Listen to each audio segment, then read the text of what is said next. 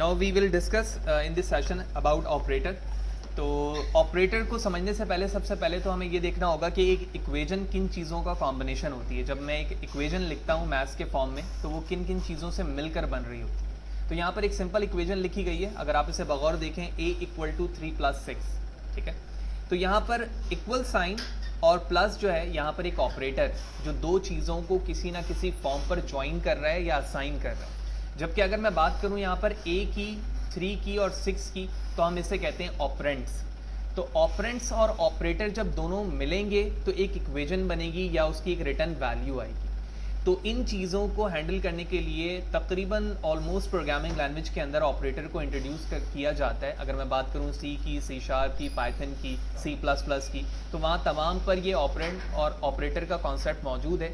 तो इन ऑपरेटर के ज़रिए से आप मैथमेटिकल जितने कॉम्प्लेक्सिटी है या उससे रिलेटेड काम है उसको हम हैंडल करते हैं और उस हैंडल करने के बाद उस रिक्वायर्ड आउटपुट तक पहुंच रहे होते हैं जो हमें रिक्वायर्ड होता है। तो सबसे पहले तो हमने ये देख लिया है यहाँ पर कि ऑपरेंड एंड ऑपरेटर क्या चीज़ है, और अब हम डिस्कस करते हैं कि ऑपरेटर में सबसे पहला ऑपरेटर हमारे पास क्या है।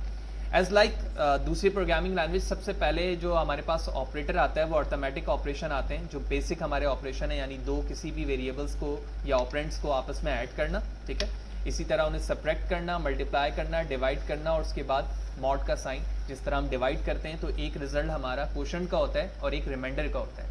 तो ये जो मॉड का साइन है वो हमेशा हमें मॉड जो है रिमाइंडिंग जो रिमेनिंग वैल्यू होती है वो देता है। फॉर एग्जाम्पल मैं 10 को डिवाइड कर रहा हूँ 2 से, तो 2 × 5 = 10, 10 - 10 = 0। तो जो 0 वैल्यू है वो ये मॉड साइन हमें रिटर्न करता है और डिवाइड साइन जो है वो हमें 5 रिटर्न करेगा। ये डिफरेंस है इसमें।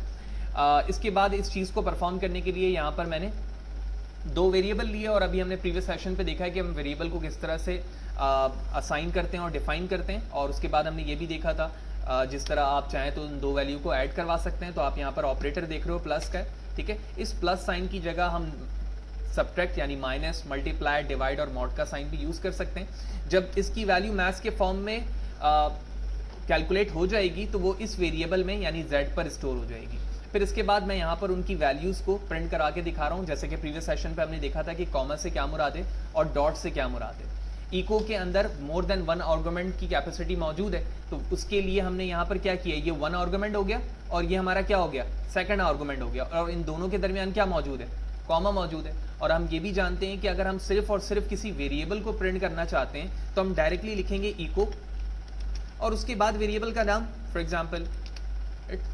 तो यही काम यहाँ पर भी किया है कि हम डायरेक्टली वैल्यू को लिख सकते हैं। इसी तरह हम डायरेक्ट इक्वेजन को भी फॉर्म कर सकते हैं, यानी $x + $y, जो भी इसका आउटपुट होगा वो इको के अंदर क्या हो जाएगा, डिस्प्ले हो जाएगा, जो कि मैं यहाँ पर करके भी दिखा रहा हूँ डायरेक्टली। आप चाहें तो इसकी जगह $z भी लिख सकते हैं। तो Ctrl+Z करते हैं और इसे हम यहाँ से हटा देते हैं। तो आप देख रहे हो $z के अंदर मैंने ये काम इंडिविजुअली करके दिखाया है। मैं चाहूँ तो यहाँ पर डायरेक्टली ऐसे भी लिख सकता हूँ। तो सबसे फर्स्ट लाइन के अंदर मैंने बताया कि ये सम होने के बाद यहाँ पर उसकी वैल्यू प्रिंट होगी, फिर सब्ट्रैक्ट होने के बाद, फिर मल्टीप्लाई होने के बाद, फिर डिवाइड होने के बाद, और मॉड यानी जब 12 को y के साथ डिवाइड किया जाएगा तो रिमाइंडर वैल्यू कितनी बचेगी वो यहाँ पर आएगी। इसके बाद दूसरा ऑपरेटर है हमारे पास कंपैरिजन, ठीक है। कंपैरिजन ऑपरेटर में हम एक वैल्यू को दूसरे के साथ कंपेयर कर रहे होते हैं, यानी अगर मैं एक वैल्यू को देखूँ तो दूसरी वैल्यू से वो बड़ी है, छोटी है या उसके बराबर है, ग्रेटर दैन इक्वल है, लेस दैन इक्वल है। तो इन ऑपरेटर्स के नाम हमने अभी डिस्कस किया और हमें किस तरह से लिखते हैं। तो सबसे पहले हम करते हैं ग्रेटर दैन, ठीक है, comma, less than, similarly greater than equal to, less than equal to, and comparison जब दो वैल्यू को या दो वेरिएबल को कंपेयर कर रहे होते हैं कि ये दोनों एक दूसरे के बराबर है यानी, और इसी तरह नॉट इक्वल टू। तो ये कंपैरिजन ऑपरेटर है। इन कंपैरिजन ऑपरेटर को उसी वक्त आप ट्रू, जब तक इसकी वैल्यू ट्रू नहीं होगी हम अपने रिक्वायर्ड आउटपुट तक नहीं जाते हैं। ज़्यादातर हम इसे परफॉर्म करते हैं इफ़ कंडीशन में, जो कि मैं नीचे उसको परफॉर्म करके भी दिखाऊंगा। लेकिन सबसे पहले हम इसके आउटकम वैल्यू को देखेंगे कि जब वैल्यू ट्रू होती है तो ये 1 रिटर्न करता है और जब फॉल्स होती है तो वो नन वैल्यू या 0 रिटर्न कर रहा होता है। तो अगर आप इसको देखो तो x की वैल्यू 12 है और y की वैल्यू 122 है। हम इसे चेंज भी कर लेंगे। तो सबसे पहले z के अंदर चेक किया जा रहा है कि देखो क्या x और y दोनों एक दूसरे के बराबर हैं, ठीक है। तो ऐसा बिल्कुल नहीं है, तो इसकी वैल्यू यहाँ पर क्या हो जाएगी, कंपेयरिंग में फॉल्स हो जाएगी। इसी तरह अगर मैं नॉट इक्वल की बात करूँ तो बिल्कुल ये नॉट इक्वल है, एक दूसरे के बराबर नहीं है। इसी तरह हम देखें तो ग्रेटर देन के लिए 12 जो है वो y से ग्रेटर देन नहीं है। इसी तरह अगर मैं बात करूं लेस देन की, तो बिल्कुल लेस देन है क्योंकि वो 12 है और y की वैल्यू ज़्यादा है। और इसी तरह यहाँ पर 3 टाइम इक्वल है जो कि वैल्यू प्लस डेटा टाइप दोनों को कंसिडर करता है। यहाँ पर हम सिर्फ और सिर्फ वैल्यू को देख रहे हैं कि 12 बड़ा है या 13 बड़ा है। इसके बाद जब नीचे कंपेयर कर रहे हैं 3 इक्वल साइन से, तो हम यहाँ पर वैल्यू को भी देखेंगे और साथ ही साथ डेटा टाइप को भी देखेंगे कि वैल्यू ही सिर्फ बड़ी है या छोटी है, या साथ ही साथ डेटा टाइप भी इनका चेंज है। तो इसके लिए हम ट्रिपल इक्वल साइन को यहाँ पर यूज करते हैं। फिर इसके बाद मैंने यहाँ पर उस चीज़ को प्रैक्टिकली करके दिखाया है कि अगर आप इसे कहाँ पर यूज़ कर रहे होते हैं और किस तरह से यूज़ कर रहे होते हैं। जैसे x इक्वल टू वाई, अगर ये दोनों वैल्यू सेम हो जाती है यानी इसकी कंडीशन ट्रू होती है, तो इस बिहाफ पर सिर्फ ये वैल्यू प्रिंट होगी। और अगर ऐसा नहीं होता है तो एल्स की बॉडी पे हम चले जाएंगे, जो अपकमिंग सेशन के अंदर हम जब इफ फैमिली पढ़ेंगे तो वहाँ पर इनको और भी बेहतर तरीके से देखेंगे कि इसे हम क्यों यूज़ कर रहे हैं और किस तरह से इसका आउटपुट आता है। तो ये 2 ऑपरेटर अभी तक हमने डिस्कस किए हैं, लिहाजा हम इसके आउटपुट की तरफ चलते हैं। कंट्रोल एस करने के बाद मैं इसका प्रीव्यू देखता हूँ क्रोम पर। ठीक है, तो सबसे पहले तो हमारे पास 2 लाइन ऑफ कोड यहाँ पर डिस्प्ले हो रही है। उसके बाद आप देख रहे हो कि सबसे पहले मैं यहाँ पर $z को प्रिंट करवा रहा हूँ। ठीक है, तो 12 एंड 22 ऐड होते हैं और सबसे पहले उसकी वैल्यू यहाँ 34 प्रिंट हो जाती है। ठीक है, जैसे आप देख रहे हो 12 एंड 22। ठीक है, उसके बाद आप देख रहे हो उनका सम है, फिर सब्ट्रैक्ट वैल्यू है, फिर मल्टीप्लाई है। ठीक है, फिर डिवाइड के बाद इसकी वैल्यू आ रही है डेसिमल पॉइंट के साथ, और फिर रिमाइंडर की वैल्यू आ रही है। फिर इसके बाद हम कंपैरिजन ऑपरेटर की तरफ चलते हैं। तो आप देख रहे हो कि दोनों इक्वल नहीं है, तो आउटपुट क्या आ रहा है, नन, कुछ भी नहीं आ रहा है। इसका मतलब वो 0 है या फिर नन है। ठीक है, इसी बिहाफ पर हम डिसीजन लेते हैं। नॉट इक्वल, बिल्कुल नॉट इक्वल है दोनों एक दूसरे के लिए, तो आउटपुट ट्रू में क्या आ गया हमारे पास, 1 आ गया। ठीक है, इसके बाद ग्रेटर देन पे ग्रेटर देन नहीं है, लेस देन जरूर है। ठीक है, 122 ज्यादा है 12 से, तो उसके आउटपुट क्या आ गया, यहाँ पर 1 आ गया। और इसी तरह हमने ट्रिपल इक्वल पे देखा तो ये उसका आउटपुट भी क्या है, ट्रू नहीं है। दोनों की वैल्यू तो सेम नहीं है, लेकिन डेटा टाइप सेम है, तो क्या हुआ, वैल्यू तो सेम नहीं है। लिहाजा उस बिहाफ पर उसने भी आउटपुट क्या किया, डिस्प्ले में रॉन्ग दिया। और यहाँ पर इसी वजह है कि यहाँ पर कोई भी वैल्यू प्रिंट नहीं हो रही है। इफ की तरफ देखें अगर, तो इफ में आप देख रहे हो कि दोनों वैल्यू जब हमारी सेम हो रही है तो ये प्रिंट होगा, वगरना कंपेयर यूजिंग एल्स होगा। तो अगर मैं आउटपुट को देखूं तो लास्ट में आप देख रहे हो कंपेयर यूजिंग एल्स। इसकी वजह ये है कि $x and $y both are not same. Okay, तो इसके बाद हमें मजीद 2 ऑपरेटर देखने, टाइप्स ऑफ ऑपरेटर में। इसके बाद हमारे पास है लॉजिकल ऑपरेटर, और लॉजिकल ऑपरेटर कौन कौन से हैं उसे हम देखते हैं। तो लॉजिकल ऑपरेटर में सबसे पहले हमारे पास है एंड। ठीक है, उसके बाद हमारे पास और उसके बाद है हमारे पास नॉट। ठीक है, इसी तरह इन ऑपरेटर को आप चाहें तो इन वर्ड भी लिख सकते हैं एज लाइक एंड और नॉट। एंड इसी तरह हमारे पास एक ऑपरेटर होता है ज़ोर, XOR। ठीक है, इन वर्ड भी आप लिख सकते हैं, और आप चाहें तो डायरेक्टली आप इनके नेम भी लिख सकते हैं। जिस तरह आप देख रहे हैं कि यहाँ पर मैंने ज़ोर लिख के दिखाया, आप चाहें तो इन एंड की जगह एंड भी लिख सकते हैं, और भी लिख सकते हैं, और नॉट भी लिख सकते हैं। इसमें होता क्या है, ऐसी बहुत सारी कंडीशन है जहाँ पर आप चाहते हो कि एक से ज़्यादा कंडीशन या तो ट्रू हो या तो फॉल्स हो। ठीक है, फॉर एग्जाम्पल आप चाह रहे हो कि A की वैल्यू ग्रेटर भी हो और B की वैल्यू लेस देन भी हो। तो ऐसे सिनेरियो पर हम ये चेक कर रहे होते हैं या ये देखते हैं कि कौन से ऑपरेटर उस वक्त ग्रेटर हैं या लेस हैं, और उसके बिहाफ पर हम डिसीजन लेते हैं कि दोनों की वैल्यू जब तक ट्रू ना हो मैं अपनी बॉडी पे ना जाऊं। अगर दोनों में से एक भी ट्रू हो जाए तो मैं उसकी बॉडी में जाऊं, या अगर कोई वैल्यू ट्रू है तो हम उसे फॉल्स कर दें। तो सबसे पहले हम एंड को देखते हैं कि इसका आउटपुट क्या है और ये किस तरह से वर्किंग कर रहा है। So as I said earlier कि दोनों एंड ऑपरेटर हम इस तरह से लिखते हैं, और इन दोनों में जब हम 2 ऑपरेशन के दरमियान करते हैं तो दोनों का ट्रू होना ज़रूरी है। तो आप देख रहे हो यहाँ पर मैंने एक वेरिएबल लिया हुआ है, और इस वेरिएबल में कहा है कि x की value greater than equal to 12 होनी चाहिए। ठीक है, तो यकीनी तौर पर वो ग्रेटर तो नहीं है लेकिन इक्वल ज़रूर है, तो उसका मतलब है ये कंडीशन ट्रू हो गई। दूसरे पे जाकर देखें तो यहाँ लिखा है $y is less than equal to 122। Less than तो नहीं है लेकिन इक्वल ज़रूर है, तो इसका मतलब ये हुआ कि $z के अंदर 1 वैल्यू आ चुकी है। ठीक है, जब ये कंडीशन ट्रू होती है तो 1 रिटर्न करती है, और कंडीशन फॉल्स होती है तो नन या 0। तो इस वक्त $z के अंदर 1 मौजूद है। इसी तरह आप यहाँ पर देखो, दूसरी कंडीशन में मैंने एक वेरिएबल लिया है $za, और यहाँ पर मैं बता रहा हूँ कि ये चेक करो कि इसकी वैल्यू नॉट इक्वल टू 12 है, ऐसा नहीं है। ठीक है ना, 12 के ही बराबर है, तो ये कंडीशन पहले ही फॉल्स हो गई, तो दूसरी तरफ तो जाने की ज़रूरत ही नहीं है मुझे, क्योंकि इन दोनों के दरमियान एंड मौजूद है, और एंड में दोनों का ट्रू होना ज़रूरी है। फिर इसी तरह और में एक का ट्रू होना ज़रूरी है, तो इन दोनों में से देखेंगे कि एक भी ट्रू है या नहीं। इसी तरह से नॉट में देखें तो यहाँ पर अगर कंडीशन ट्रू होगी तो ये साइन नॉट का उसको फॉल्स बना देगा, और अगर ये कंडीशन यहाँ पर फॉल्स होगी तो ये इसको ट्रू बना देगा, और उसके बाद उसकी वही वैल्यू प्रिंट हो जाएगी, यानी 1 या फिर नन।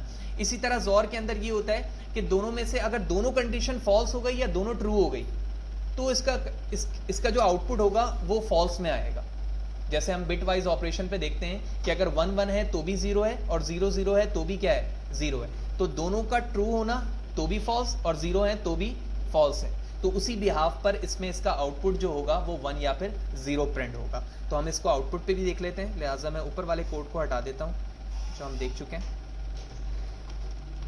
कंट्रोल एस करते हैं, पेज को रिफ्रेश करता हूँ, तो आप देख रहे हो यहाँ पर कि सिर्फ और सिर्फ हमें फर्स्ट कंडीशन पे, यानी जहाँ पर मैंने ये वाली जो z की वैल्यू है ये 1 आ रही है, और के अंदर हमारे पास 1 वैल्यू आ रही है। इसके अलावा तमाम वैल्यू हमारी क्या हो रही है, फॉल्स हो रही है according to the variable value. जो वेरिएबल लिया है हमने यहाँ पे वैल्यू असाइन की हुई है, आप चाहें तो उसे चेंज भी कर सकते हैं।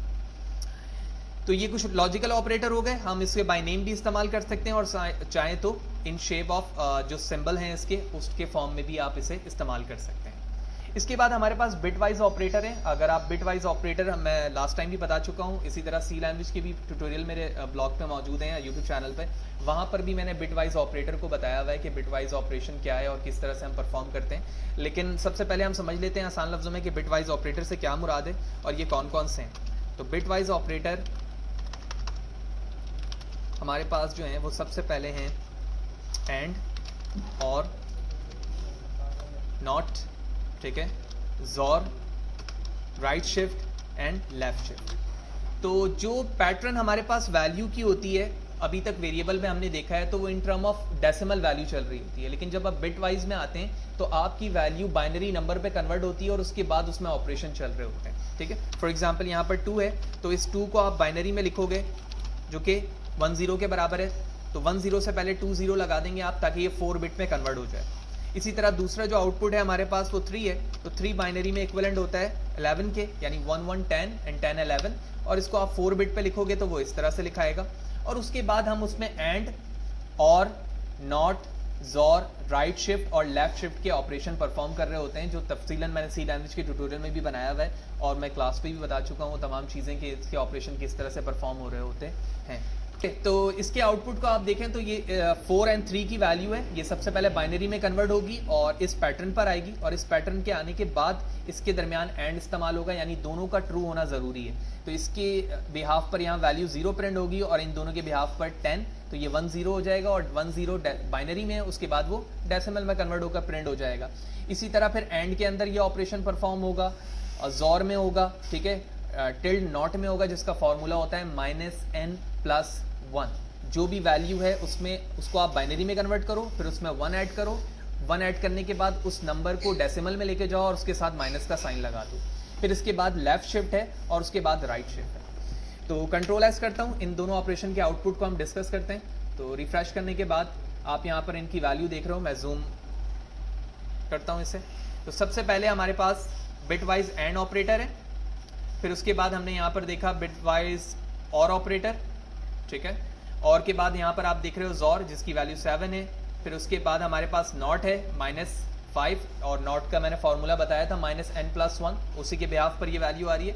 फिर हमारे पास है लेफ्ट शिफ्ट और उसके बाद है राइट शिफ्ट जिसकी वैल्यू 0 आ रही है। और उसके हवाले से भी हमारी बात हुई थी कि जब हम वैल्यू को देखते हैं तो उसके बाद डिसाइड करते हैं कि हम 8 बिट पे काम करेंगे, 16 बिट पे काम करेंगे, 32 बिट पे काम करेंगे, और अगर उसकी वैल्यू उस बिट से आउट हो रही होती है तो वैल्यू खुद ब खुद डिसाइड हो जाती है, वो 0 की तरफ चले जाती है। तो अभी तक हमने जो ऑपरेटर्स देखे उसमें सबसे पहले हमने अर्थमेटिक ऑपरेशन देखा, कंपैरिजन देखा, उसके बाद लॉजिकल देखा और उसके बाद बिट वाइज ऑपरेटर देखा। 2 ऑपरेशन यानी 2 ऑपरेटर मजीद रहते हैं, तो हम उसे जल्दी से डिस्कस करते हैं। सबसे पहले हमारे पास है असाइनमेंट ऑपरेटर और उसके बाद है हमारे पास इंक्रीमेंट और डिक्रीमेंट ऑपरेटर। ओके, तो इन दोनों को भी हम देखते हैं कि ये दोनों क्या हैं। तो असाइनमेंट ऑपरेटर के अंदर एज अ नेम सजेस्ट कि किसी भी वैल्यू को असाइन करने के लिए इस्तेमाल किया जा रहा है, जिसमें सबसे पहले हमारे पास इक्वल साइन होता है और उसके बाद 2 ऑपरेटर के कॉम्बिनेशन होते हैं यहाँ पर। जैसे for example plus equal, minus equal, ठीक है, multiply equal, divide equal and similarly mod equal. तो इन ऑपरेशन को हम किसी भी ऑपरेंड या ऑपरेटर के साथ इस्तेमाल कर रहे होते हैं। तो लेट्स सी कैसे कर सकते हैं। तो दो वेरिएबल्स हैं हमारे पास, यही मैं डायरेक्टली इन्हीं को यूज़ कर लेता हूँ। लिहाजा यहाँ पर आने के बाद मैंने एक ऑपरेटर लिया $z equal to $a plus 1। Okay, तो आप यहाँ पर देख रहे हो कि एक वेरिएबल है, इस वेरिएबल के अंदर ये वैल्यू पहले ऐड होती है और साथ ही साथ इसमें 1 ऐड होता है और उसके बाद ये इसमें असाइन हो जाती है। इस फॉर्मेशन को शॉर्ट करने के लिए हम असाइनमेंट ऑपरेटर का इस्तेमाल करते हैं। यानी मैं ये चाहता हूँ कि मैं इस वेरिएबल को इस्तेमाल ना करूँ, बल्कि $a पे रहते हुए इसकी वैल्यू इंक्रीज भी हो और वो इसमें असाइन भी हो जाए। तो इसके लिए हम क्या करते हैं, मैं यहाँ लिखता हूँ $a प्लस इक्वल 1। तो इसका मतलब ये हुआ कि इसकी जो भी वैल्यू है उसमें 1 ऐड करो और इसी में असाइन कर दो। तो इस वक्त $a की वैल्यू यहाँ पर 4 है। अब मैं $a को जब प्रिंट कराऊंगा तो इसकी वैल्यू 4 नहीं रहेगी, बल्कि क्या हो जाएगी, 5 हो जाएगी। इसी तरह जो भी ऑपरेशन है हमारे, वो अगर आप माइनस करना चाह रहे हो तो यहाँ पर माइनस कर सकते हो, मल्टीप्लाई करना चाहते हो इसी वैल्यू के साथ, आप यहाँ 1 लिखा हुआ आप यहाँ 5 कर लो, 10 कर लो, वट जो भी नंबर करना है, तो उसका आउटपुट उसी फॉर्म पर क्या हो जाएगा, कन्वर्ट हो जाएगा। तो चेक करते हैं प्लस पे ही। तो अब मैं a की वैल्यू को प्रिंट करवाता हूँ, इको $a, ठीक है। जूम आउट करते हैं, कंट्रोल S। सिर्फ लास्ट में वैल्यू को हमें चेक करना है कि उसकी वैल्यू इंक्रीज हो रही है या नहीं। और आप यहाँ देख रहे हो कि बिट वाइज ऑपरेटर हमारा आंसर 0 आ रहा था यहाँ पर, उसके बाद 5 वैल्यू यहाँ पर इंक्लूज है। मैं इसको मज़ीद क्लैरिफाई करने के लिए एक लाइन का गैप कर लेता हूँ। लिहाजा इसके लिए हम यहाँ पर इन्वर्टेड कॉमा बनाते हैं और इससे पहले BR का टैग लगा देता हूँ। और मैं चाहूँ तो यहाँ पर कॉन्कैटिनेट भी कर सकता हूँ, ठीक है। हम चाहें तो कॉन्कैटिनेट कर सकते हैं, ठीक है। अब मैं आउटपुट चेक करता हूँ, ठीक है। तो आप देख रहे हैं कि इसकी वैल्यू यहाँ पर अब नीचे वाले लाइन पर आ चुकी है और सक्सेसफुली हमने असाइनमेंट ऑपरेटर को यहाँ पर परफॉर्म कर लिया कि इसकी वैल्यू किस तरह से 4 से 5 हो चुकी है और यहाँ पर इसकी वैल्यू प्रिंट हो गई है। इसके बाद हमारे पास इंक्रीमेंट और डिक्रीमेंट का ऑपरेटर है। ये साइन बड़ा आसान है और हम फ्रिक्वेंटली डिफरेंट प्रोग्रामिंग लैंग्वेज में इस्तेमाल करते हैं, जिसको हम प्लस प्लस या माइनस माइनस से क्या कर रहे होते हैं, रिप्रेजेंट कर रहे होते हैं। इससे क्या मुराद है, फॉर एग्जाम्पल एक वेरिएबल बनाया आपने, सबसे पहले कुछ लाइनों का गैप कर लेते हैं।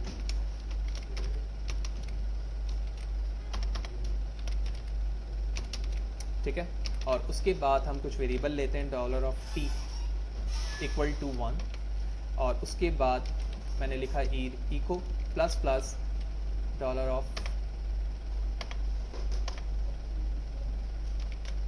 $t control S। तो आप यहाँ पर देख रहे हो सबसे पहले मैंने t की वैल्यू यहाँ पर 1 असाइन की है और उसके बाद मैं इस पर एक ऑपरेटर लगा रहा हूँ plus plus. Plus plus equivalent होता है 1 के, यानी अगर मैं प्लस प्लस कहीं पर लिख रहा हूं तो इसका मतलब ये है कि उस वेरिएबल के अंदर 1 का इजाफा कर दो, और अगर मैं माइनस माइनस लिखता हूं तो इसका मतलब है 1 क्या कर दो, सब्ट्रैक्ट कर दो या 1 उससे माइनस कर दो। ठीक है, ये इसकी बेसिक डेफिनेशन और वर्किंग थी। लेट्स सी कि अब मैं इसकी वैल्यू प्रिंट कर रहा हूं तो वो क्या प्रिंट होती है।